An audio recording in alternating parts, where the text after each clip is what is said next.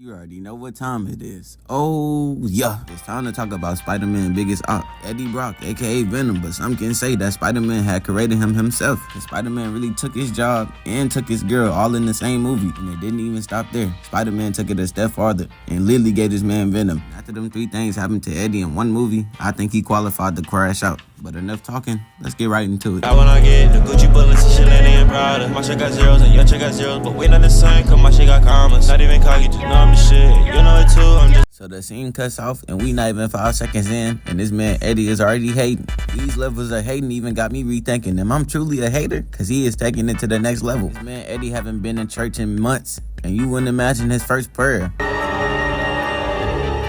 I want you to kill Peter Parker. Oh, nah.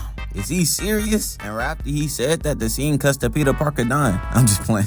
The camera cut back to Spider-Man struggling to take out the black suit. Even though he losing all his aura points for doing this, that black suit was everything to him. Taking out the black suit is the same as cutting off dreads to get a high top.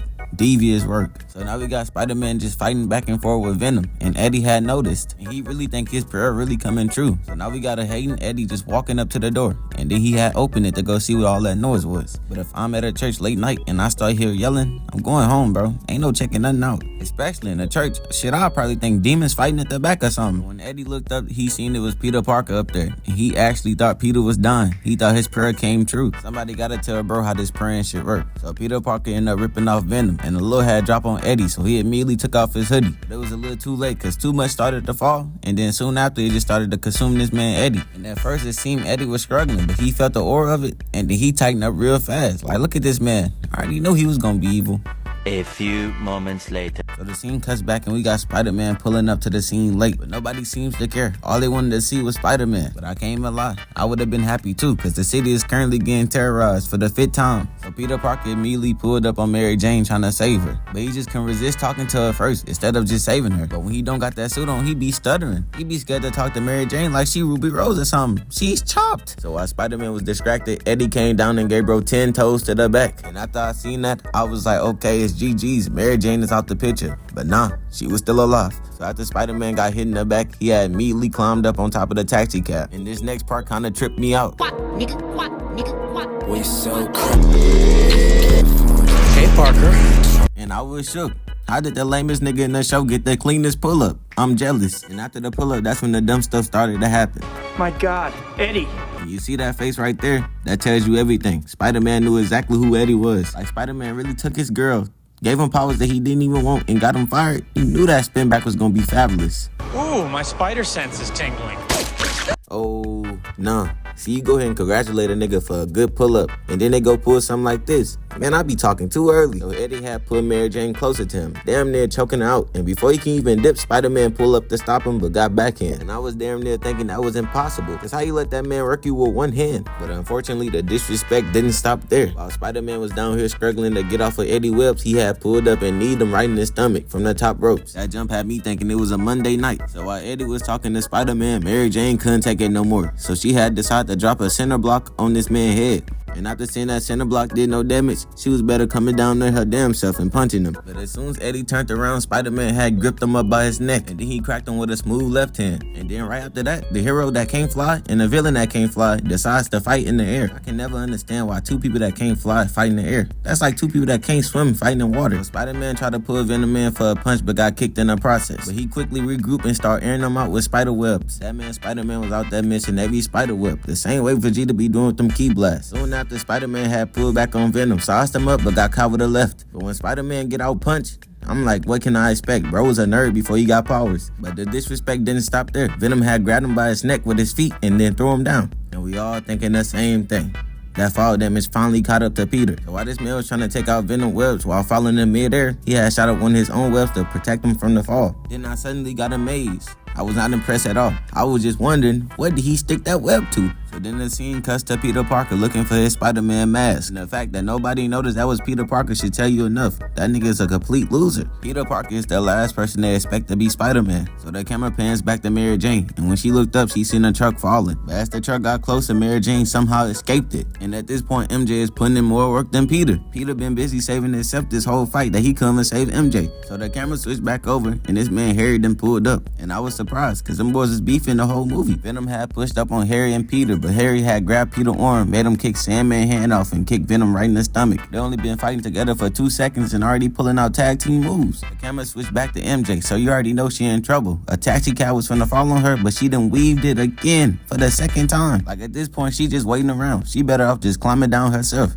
Never mind, I forgot she was trash. She damn near broke her neck just now. I don't know what I was thinking that she was that nice. She's trash. After seeing Mary J was finna fall, both of her Sims rushed over there wasting no time to go save her. Cause they both finally realized if she died right now, none of them can hit. So then Harry started to whip his hoverboard out of nowhere, and then he had threw Peter down to go save MJ. And I know what y'all thinking. A fallen MJ and the Spider-Man to go save her, but nah, he is not Andrew. So I already know Spider-Man then came through. He had to catch MJ. This man even had the crowd yelling like they gave a fuck. Sadly for MJ, they do not care about her life. They just there for the show. So after saving MJ, Spider-Man had turned around. He immediately got snatched up by that man Venom. Spider-Man got snatched up so fast I couldn't even see it. Venom really snatched him up, bounced him off a pole, and left hooked him right in the stomach. Had him on the ground thinking about what he just got hit with. But the disrespect didn't even stop there. Venom had grabbed Spider-Man by both of his arms and then webbed him up. And then he just started to smack him with this pole. Really had me thinking, is this nigga cooked? And Eddie had took off his mask and then started talking shit. And you know the being devious when you getting talked to midway. Really make you second guess yourself like,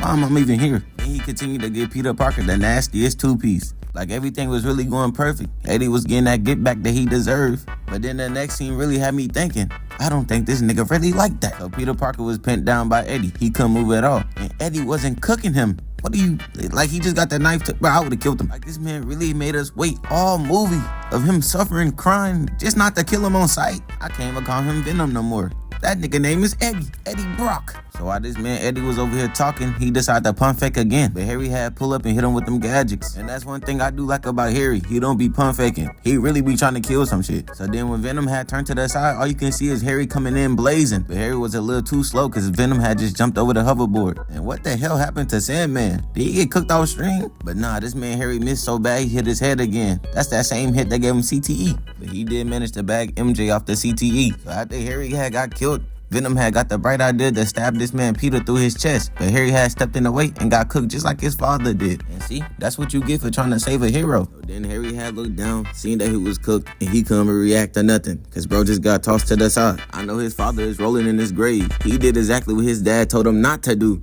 literally. So after he seen Harry get killed, Spider-Man started to geek up. And he seen that lone spiky pole on the ground. But instead of shooting the web to get it, he struggled for it. Gave Venom time to pull up. So then Peter Parker finally decided to use his brain. And after he picked up the pole, he smacked Venom right in the face with it, sending that man flying. Then Peter Parker immediately started to feel himself. He thought he was like that, cause he low-key just started to cook Venom out of nowhere. Then Peter Parker had found out the way to stop Venom. So he just started sticking poles in the ground. You would think since Peter's so smart, he would have been figured this out. But he didn't. Then this man Peter Parker really started to move like a spider. He was going everywhere sticking poles in the ground. Meanwhile, we got this man Venom literally fighting for his life. And when the camera pans back over, all you can see is Peter just hitting the poles, making that man Venom go crazy. And all Venom and Eddie could do is just stand there and take it. And while Eddie was tweaking out, Spider-Man had found the perfect chance to pull him up out of Venom. And as soon as Eddie got put out of Venom, he had lost all his aura. Bro was back to being Eddie Brock. So Spider-Man had grabbed one of Harry's gadgets to destroy Venom. And as soon as he threw the gadget up in there, all you can see is this man Eddie going to hawk the gadget down. And I know that look from anywhere. That's the same look I be having when I sell a 10. And Peter tried to run in and save Eddie, but unfortunately it was too late. Bro then blew up with Venom. And man Eddie Brock is gone and forgotten.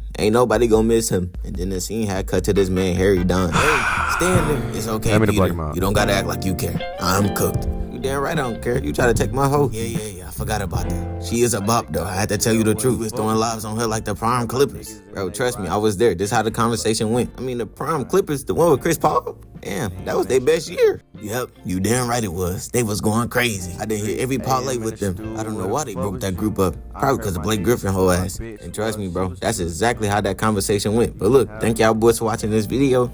I'm finally done with this Spider-Man series, bro. It's been a minute, but look, I'm gonna catch y'all boys in the next one. I'm out this thing. Peace. Last time I seen you was with my children, but you took them and you put me on child support. Goddamn, niggas really call me a dork. It's just another sad story. I'm in the stew and I'm rapping for the glory. I'm 37, I ain't got time for no games now. What the fuck you see, I'm up, I got them chains now. VVS suck, can pass any test. Like a scholar in school, they can pass any test. And I just got your bitch, she let me nut on her chest. Bitch is big LD, you know I'm past the test. It's just just another sad story. Beat a nigga ass, got locked up about 40.